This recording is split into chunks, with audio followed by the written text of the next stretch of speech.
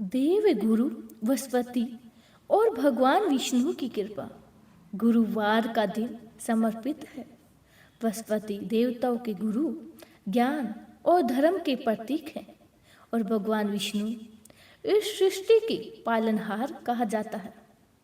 जहाँ गुरु की कृपा हो वहाँ अंधकार भी दीपक बन जाता है और जहाँ श्रद्धा हो वहाँ दरिद्रता भी धन में बदल जाती है। गरीबी का घर लेकिन विश्वास अटूट। बहुत समय पहले एक छोटा सा नगर था, शांत, साधारण पर धर्म में विश्वास रखने वाला। उसी नगर में एक ब्राह्मण दंपति रहते थे। ब्राह्मण का नाम था हरिदास और पत्नी का नाम था ललिता। हरिदास अत्यंत ही धार्मिक, शांत और संतोषी स्वभाव का था। उसका विश्वास था कि भगवान की इच्छा के बिना पता भी नहीं हिलता, परंतु ललिता वह गरीबी से तंग आ चुकी थी। उनका घर मिट्टी का था, छप्पर से बारिश में पानी टपकता था। रसोई में कई दिन तक चूल्हा नहीं जलता था। फिर भी हर गुरुवार हरिदास स्नान करके पीले वस्त्र पहनता, एक छोटी सी वेदी पर दीपक जलाता और कहता, ओम बृहस्पते नमः, ओम बृहस्पते नमः। वह चने की थोड़ी सी दाल और गुड़ का छोटा सा टुकड़ा भगवान को अर्पित करता। ललिता क्रोधित हो उठती, घर में खाने को नहीं है और तुम भगवान को गुड़ चढ़ा रहे हो। हरिदास शांत स्वर में कहता, देने से ही मिलता है ललिता। फिर एक दिन गुरुवार था, आकाश में हल्के बादल थे। हरिदास पूजा में बैठा था, तभी दरवाजे पर आवाज आई, भिक्षाम देवी। दरवाजे पर एक वृद्ध साधु खड़ा थे, चेहरा तेजस्वी, आंखों में अद्भुत ही शांति, पीले वस्त्र धारण किए हुए। वह कोई साधारण संत नहीं थे, वह स्वयं ही देव गुरु बृहस्पति थे। परीक्षा लेने आए थे। ललिता ने दरवाजा खोला। साधु बोले, बेटी कुछ भोजन मिल जाए तो बड़ी ही कृपा होगी। ललिता झुंझला उठी, यहाँ खुद खाने को नहीं है, तुम्हें क्या दे? साधु मुस्कुराए, गुरुवार के दिन अतिथि को मना नहीं करते। ललिता ने तिरस्कार से कहा, जाइए यहाँ से। दरवाजा जोर से बंद कर दिया। अंदर बैठे हरिदास का हृदय कांप उठा। उसे लगा जैसे कुछ अनिष्ट हो गया हो।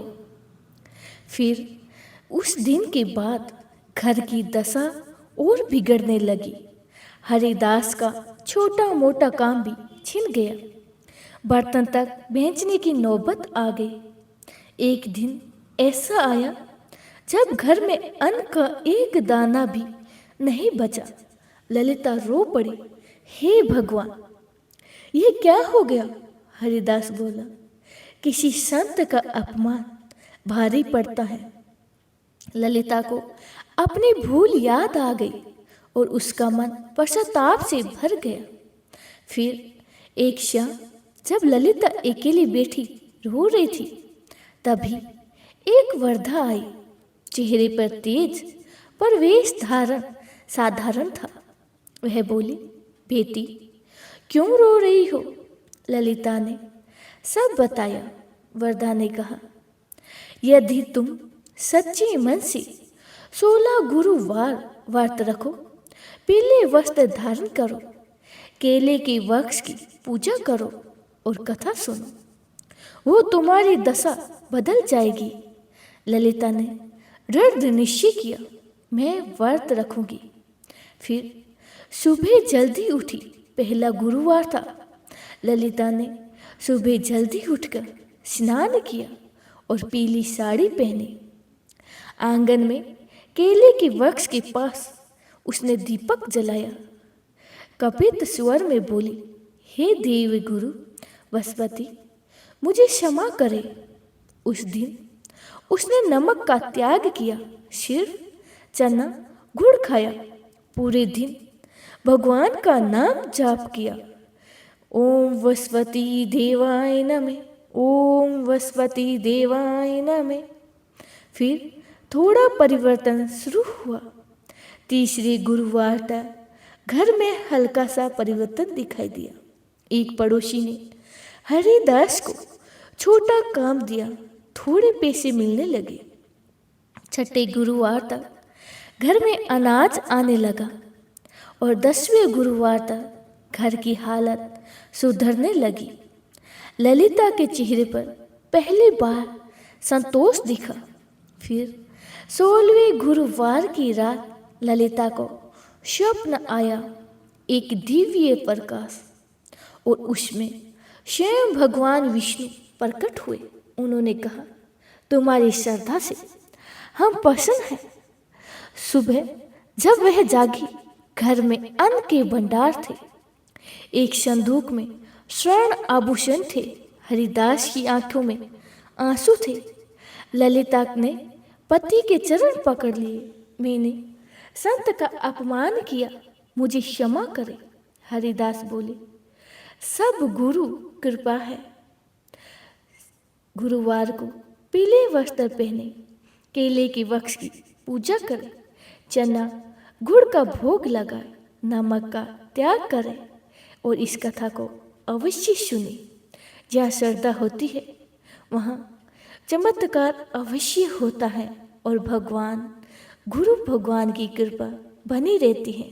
आइए भक्तों, अब हम सुनते हैं गुरुवार व्रत कथा की दूसरी कथा, जो संतान सुख की भी कथा है। जो संतान सुख भी बड़ा अद्भुत होता है। ये कृपा हमें देव गुरु वसुपति से और हरि की कृपा से ही प्राप्त होता है। जो मनुष्य निसंतान है उन्हें सच्चे मन से गुरु वसुपति देव का व्रत करना चाहिए, जिससे संतान प्राप्ति होती है। गुरुवार का दिन समर्पित है वसुपति देवताओं के गुरु, ज्ञान और संतान सुख के दाता और भगवान विष्णु इस सृष्टि के पालनहार कहा जाता है। जहाँ गुरु की कृपा होती है वहाँ सुनी गोद भी भर जाती है। आज की कथा एक ऐसी स्त्री की है जिसकी गोद वर्षों से सुनी रही है, पर उसकी श्रद्धा ने चमत्कार कर दिया। सुनी गोद का दर्द। एक नगर में शेठ धनपाल और उनकी पत्नी गौरी रहती थी। घर में धन धान्य की कोई कमी नहीं थी। सोना चांदी के बर्तन, बड़ा मकान, नौकर चाकर, सब कुछ था। बस कमी थी संतान की। विवाह को 12 वर्ष बीत चुके थे। हर वर्ष उम्मीद और हर वर्ष उन्हें निराशा ही मिलती थी। गौरी की आंखों में अक्सर आंसू होते थे। मोहल्ले की औरतें ताने मारती, इतना धन किस काम का, जब आंगन में बच्चे की किलकारी नहीं। गौरी का हृदय टूट जाता, वह रात रात भर रोती। सेठ धनपाल समझते सब भगवान की इच्छा है, पर स्त्री का हृदय मां बनने की लालसा से भरा था। फिर उसने संत का आशीर्वाद लिया। एक गुरुवार की सुबह गौरी मंदिर गई।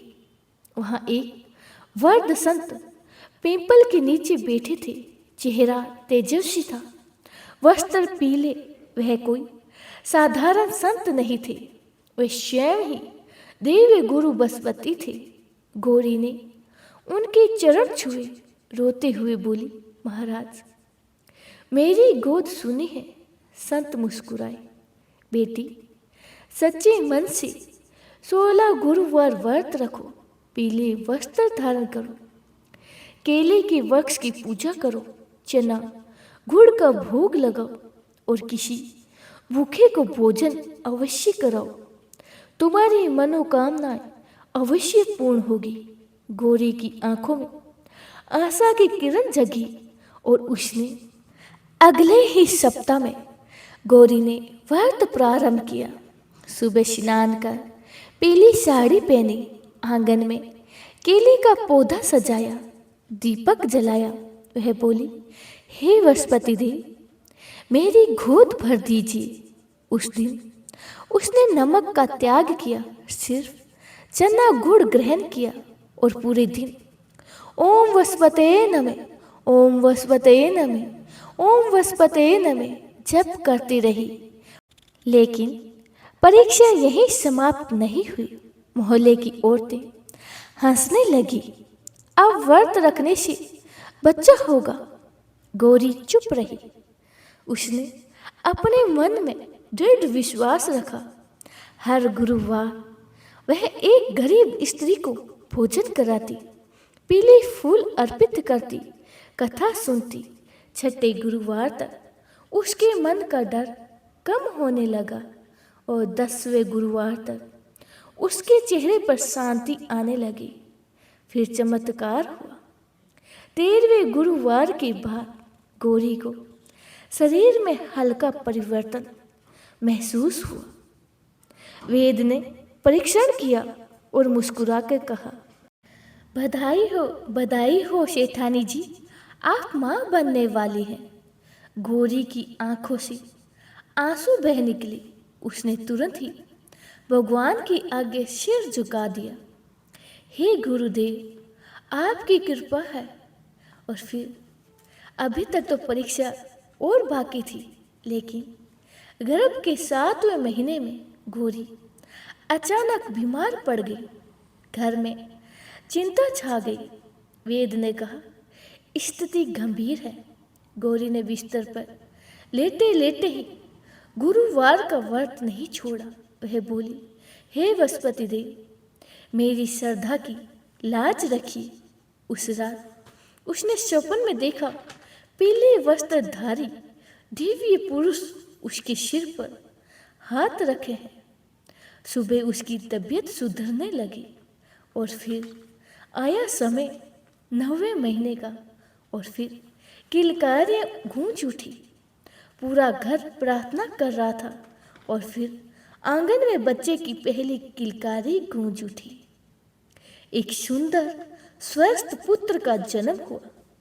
गौरी ने उसे गोद में लिया और रो पड़ी, हे गुरुदेव, आपने मेरी गोद भर दी।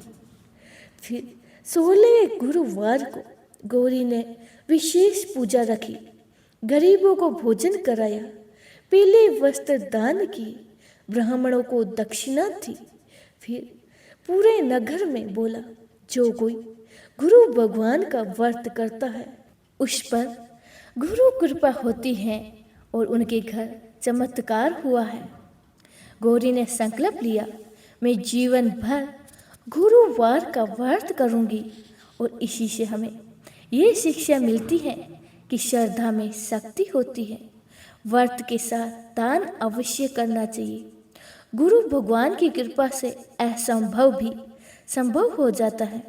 जो कोई सच्चे मन से ये कथा सुनता है या सुनाता है, उसी संतान सुख, वैवाहिक सुख और घर में शांति प्राप्त होती है। बोलिए देवी गुरु बृहस्पति महाराज की जय हो। बोलिए भगवान विष्णु की जय हो।